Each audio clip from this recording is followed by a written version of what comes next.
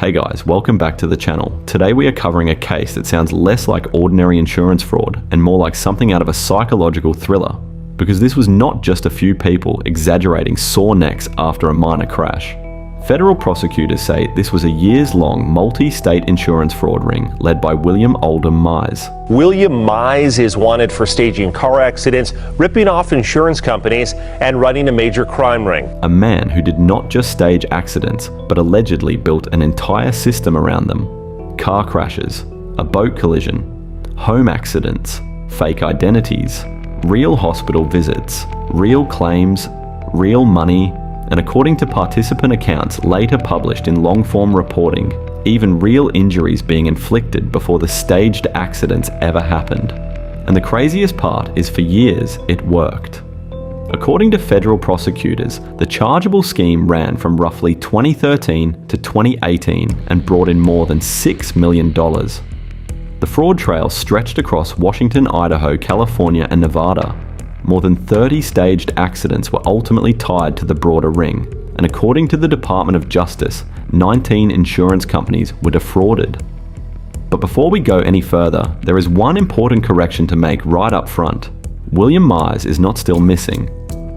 He fled in 2019 after his federal case was underway, spent years on the run using false identities, and was finally captured by the US Marshals at a marina in Jacksonville, Florida on November 28, 2023. He later pleaded guilty in federal court on August 7, 2024. Then, on December 5, 2024, he was sentenced to 144 months in federal prison, followed by 3 years of supervised release, more than $6.6 million in restitution to insurance companies, and more than $436,000 to the IRS. So today, we are going to break down how this ring allegedly worked, why so many people kept saying yes, and how it all finally came crashing down. At the center of the story is William Mize, a man prosecutors described as the architect of a deliberate fraud enterprise. Not somebody taking advantage of real accidents after they happened, but someone intentionally creating them in the first place. And according to participant accounts, he was obsessive about control. The reporting says that Mize preferred nighttime. He wanted isolated roads with no cameras. He had conspirators buy used luxury cars, make sure the vehicles were heavily insured, and look for policies with high bodily injury limits. He would allegedly assign roles in advance, rehearse the story everyone would tell, and decide who would use their legal name and who would pose under a false identity. By the time one of these accidents actually happened, it was supposedly less like an accident and more like live theater with airbags. But the detail that makes this case especially disturbing, and the detail that made it infamous, is what allegedly happened before the collisions. According to participant interviews, Mize believed fake injuries were too easy to detect. So instead of inventing wounds after the fact, he wanted injuries that looked real because they were real. Participants later claimed that cuts, bruises, swelling, and concussion-style symptoms were sometimes inflicted in advance using razors, box cutters, sandpaper, liquor bottles, bricks, frying pans, aspirin, and even Red Bull to raise blood pressure. Blood was allegedly spread inside vehicles to make head injuries appear authentic. Urine was at times poured onto clothing to make it look like someone had blacked out or lost consciousness. Now I want to be careful here. Those especially graphic details come mainly from participant accounts and long-form reporting, not just the brief official DOJ press releases. But they are central to understanding why this operation became so notorious. This was not just paperwork fraud, it was pain, performance, planning, and manipulation all rolled into one. And according to that same reporting, Mize often insisted on driving the actual collision himself. That says a lot about the psychology of this case. He reportedly hated improvisation. He did not trust outsiders. He thought strangers were unpredictable. So in some of these staged crashes, he would be the one behind the wheel during impact, and then afterward would switch seats, disappear from the scene, or leave others behind to pose as the actual drivers and victims for police, paramedics, hospitals, and insurance companies. If all of that sounds extreme, that is because it was. And it did not stop at the roadside. Participants would go to hospitals, report injuries, get scans, treatment, and later obtain itemized medical bills. According to reporting and court records, the medical side was a major part of the operation. This is important because prosecutors did not just charge mail fraud and wire fraud. The charges also included conspiracy to commit healthcare fraud and money laundering. That tells you the government believed the hospital treatment, billing, and payout process was part of the scheme itself, not just something that happened after the fact. And according to participant reporting, some smaller stage crashes could bring in roughly $25,000 to $100,000, but some events went far beyond that. One of the best documented examples came out of Liberty Lake, Washington in October 2016. This is the Ron Wells crash, probably the clearest single example in the whole case. Ron Wells was a Spokane developer, and according to the Department of Justice, he participated in a stage collision involving his 2015 Ram, another man named Christopher Frangella's truck, and a 36-foot Baja boat. Prosecutors said the fraudulent claim generated about $340,000 from Safeco. Wells later admitted that he lied by claiming he had been the at-fault driver. According to the government, the personal upside for Wells was enormous because the scheme helped eliminate roughly $80,000 in personal debt. And that case matters because it shows just how brazen the operation had become. We are not just talking about a fake low-speed rear-end crash in a parking lot. We are talking about a truck slamming into a boat on purpose so the people involved could start filing claims. And Wells was far from the only person wrapped up in this. Federal prosecutors described Sandy Talento, as an integral member of the ring. They said she played an injured victim in at least 13 phony accidents, received treatment for fictitious or intentionally inflicted injuries, and laundered large sums of fraud proceeds. She later received 70 months in federal prison, along with $2.1 million in restitution and $2.1 million in forfeiture. Ryan Park's role was also enormous. According to the DOJ, he directly participated in at least 13 staged accidents from 2013 through 2017 in Washington, Idaho, Nevada, and California, tied to about $2.8 million in fraudulent proceeds. Kimberly Boito was also heavily involved. Prosecutors said she participated in at least 4 staged accidents that generated roughly $1.2 million. By 2019, guilty pleas had already been announced from a long list of co-defendants, and when Talento was sentenced, the DOJ said the broader ring had staged more than 30 accidents across 4 states and defrauded 19 insurance companies out of more than $5.6 million in fraudulent bodily injury claims. So the obvious question is, how do that many people keep saying yes? And this is where the story becomes more than just a fraud case. Because one of the strongest themes in the reporting is that greed alone does not really explain the inner circle.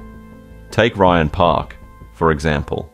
According to the major long-form investigation into the case, his connection to Mize started years earlier before the charged federal window, when Mize allegedly gave him $15,000 toward a home deposit.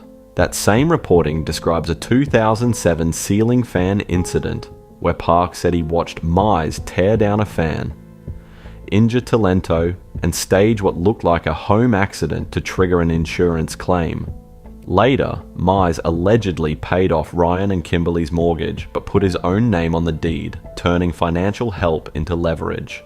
Now, those earlier events are best treated as reported background, not core federal charge conduct, but they help explain how this machine supposedly worked.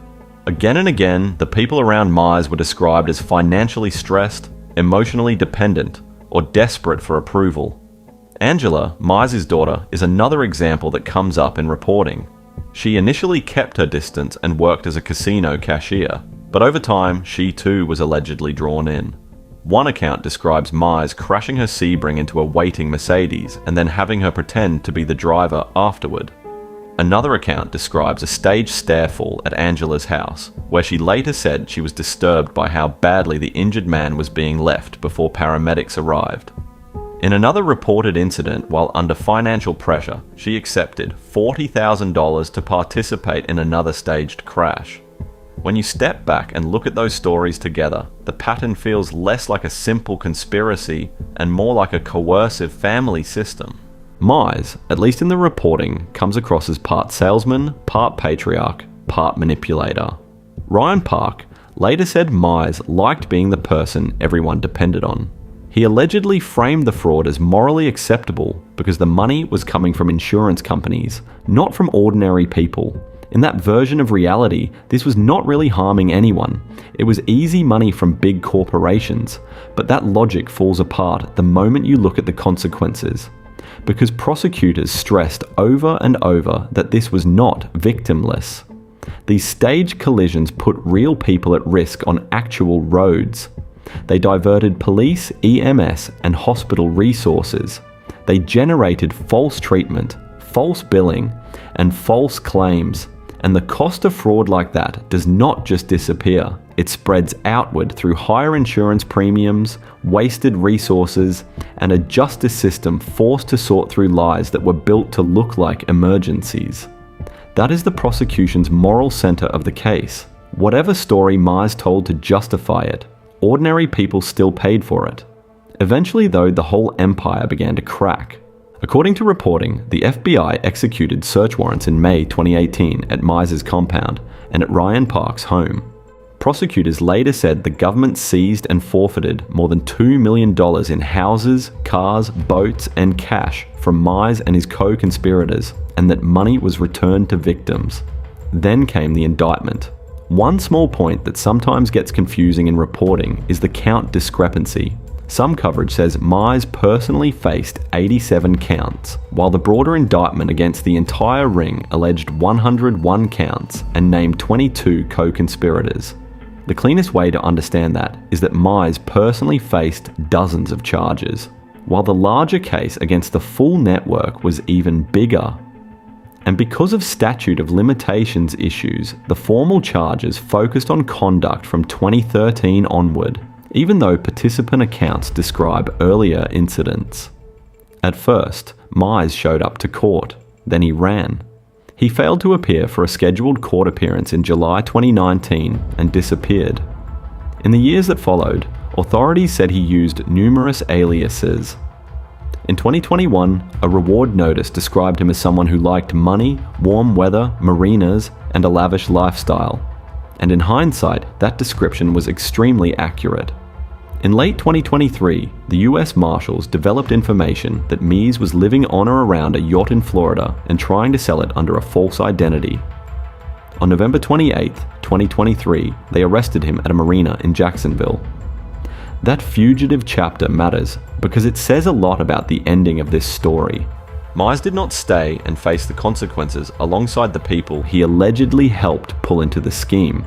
He went on the run and left everyone else to deal with the fallout. And that fallout was not just legal, it was deeply personal.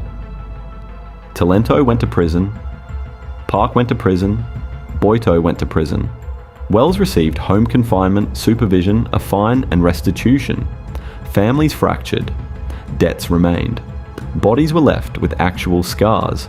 And according to the long-form reporting, one of the deepest aftershocks was psychological, with people later trying to untangle how much of their loyalty had been love, how much had been fear, and how much had been manipulation disguised as family. Then finally, in 2024, the last major legal chapter closed. Mize pleaded guilty in August to conspiracy, tax fraud, and failure to appear. In December, a federal judge sentenced him to 144 months in prison. The court also ordered more than $7 million in total restitution, including more than $6.6 million to insurance companies and more than $436,000 to the IRS. So what is this case really? On paper, it is an insurance fraud prosecution. But if you zoom out, it feels like three stories stacked on top of each other. It is a fraud ring, obviously, a very successful one for a very long time.